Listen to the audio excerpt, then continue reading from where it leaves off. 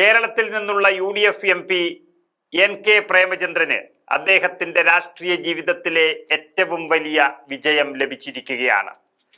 നരേന്ദ്രമോദി ഭരണത്തെയും കേന്ദ്രത്തിലെ വർഗീയ സർക്കാരിനെതിരെയും സന്ധിയില്ലാ സമരം ചെയ്തിട്ടും ആർക്കും നിഷേധിക്കാൻ കഴിയാത്ത തരത്തിൽ ലോകസഭയിലും മുന്നേറ്റം നടത്തിയതോടെയാണ് കൊല്ലം MP ഈ അപൂർവ നേട്ടം ലഭിച്ചിരിക്കുന്നത്.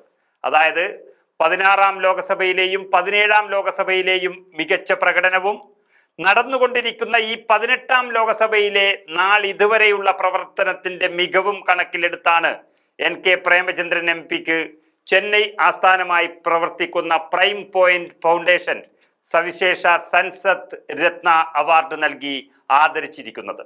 ചെറിയ തരത്തിലുള്ള അവാർഡോ അല്ലെങ്കിൽ നേരം പോക്കിന് നൽകുന്ന പ്രശസ്തി എന്നൊക്കെ ആക്ഷേപമുയരുന്ന ഈ കാലത്ത് അതിൽ നിന്നൊക്കെ വ്യത്യസ്തമായിട്ടാണ് NK പ്രേമചന്ദ്രന് ഈ അവാർഡിന് അർഹനാകുന്നത്. കാരണം രാജ്യത്തിന്റെ മുൻ പ്രസിഡന്റും ലോകം കണ്ട ഏറ്റവും കരുത്തനായ ശാസ്ത്രജ്ഞനുമായ ഡോക്ടർ APJ അബ്ദുൽ കലാം സ്ഥാപകനായുള്ള ഒരു സ്ഥാപനമാണ് പ്രൈം പോയിന്റ് ഫൗണ്ടേഷൻ എന്ന് പറയുന്നത്. അവർ മികച്ച പാർലമെന്ററിയനുള്ള പുരസ്കാരത്തിന് തെരഞ്ഞെടുപ്പ് നടത്തുന്നത് ഇത് 5-ാം തവണയാണ്. ന്യൂഡൽഹിയിൽ മഹാരാഷ്ട്ര സദനിൽ നടന്ന പ്രൗഢഗംഭീരമായ സമ്മേളനത്തിൽ കേന്ദ്ര പാർലമെന്ററി കാര്യമന്ത്രി കിരൺ റിജിജുവാണ് മികച്ച പാർലമെന്ററിയനുള്ള സവിശേഷ പുരസ്കാരം NK പ്രേമചന്ദ്രൻ MP നൽകിയിരിക്കുന്നത്. യഥാർത്ഥത്തിൽ NK പ്രേമചന്ദ്രൻ എന്ന നേതാവിന് കിട്ടുന്ന ഓരോ അവാർഡുകളും കേരളത്തിന്റെ മുഖ്യമന്ത്രി പിണറായി വിജയന് കിട്ടുന്ന ചെകിട്ടത്തടി എന്ന് പറയാതിരിക്കാൻ കഴിയില്ല.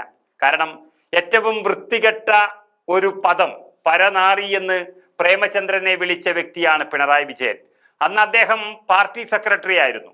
രാഷ്ട്രീയത്തിൽ ധാർമ്മികത ഇല്ലാത്തയാൾ എന്ന അർത്ഥത്തിലാണ് പരനാറി എന്ന് പ്രേമചന്ദ്രനെ വിളിച്ചത് എന്ന് പറഞ്ഞിരുന്ന പിണറായിയുടെ എല്ലാ വാക്കുകളെയും ഇല്ലാതാക്കുന്നതാണ് NK പ്രേമചന്ദ്രന് കിട്ടുന്ന അംഗീകാരങ്ങൾ ഓരോന്നും എന്ന് പറയേണ്ടി വരും. നമുക്കറിയാം, കൊല്ലം ജില്ല ഇടതുമുന്നണിയുടെ കോട്ടയാണ്. എന്നിട്ടും അവിടെ പ്രേമചന്ദ്രൻ ആദ്യം തോൽപ്പിച്ചത് ഇന്നത്തെ CPM ദേശീയ സെക്രട്ടറി MA ബേബിയെ ആയിരുന്നു. പിന്നീട് രണ്ടാമത്തെ തവണ 2019 തോൽപ്പിച്ചത് ഇന്നത്തെ ധനകാര്യമന്ത്രി ബാലഗോപാലനെയാണ്. പിന്നീട് 3-ാം തവണ MLA-യും നടനുമായ മുകേഷിനെയാണ് ഭൂരിപക്ഷം ഓരോ തവണയും വർദ്ധിപ്പിച്ചുകൊണ്ട് തോൽപ്പിച്ചത്.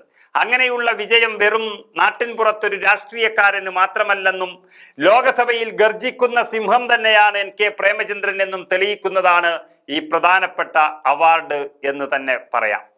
പ്രധാനമന്ത്രി പ്രേമചന്ദ്രനെ ഒരു വിരുന്നിന് വിളിച്ചപ്പോൾ അദ്ദേഹം BJP-യിലേക്ക് പോകുമെന്ന് പറഞ്ഞവർ ഇപ്പോഴും മോദിക്കെതിരായി തീതുപ്പുന്ന നേതാവായി തന്നെ സഭയിൽ പ്രേമചന്ദ്രനെ കാണുമ്പോൾ തല താഴ്ത്തുന്നതിനൊപ്പം തന്നെ ഈ അവാർഡ് കാണുമ്പോൾ ഒന്ന് കൈകൂപ്പുന്നതും നല്ലതായിരിക്കും.